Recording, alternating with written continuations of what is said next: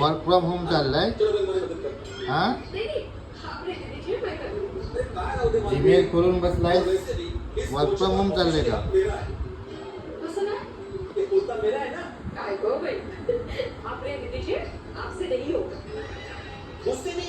TV बघतोय, laptop चालवतोय.